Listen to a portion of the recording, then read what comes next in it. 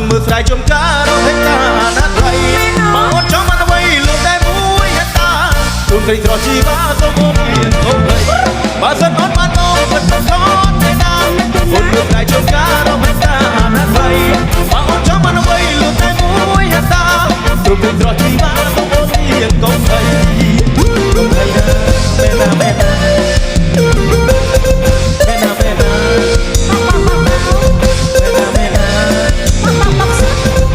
ដល់វាយឡើងចាប់ច្បាប់លេខអិចធំទាំងអស់គ្នា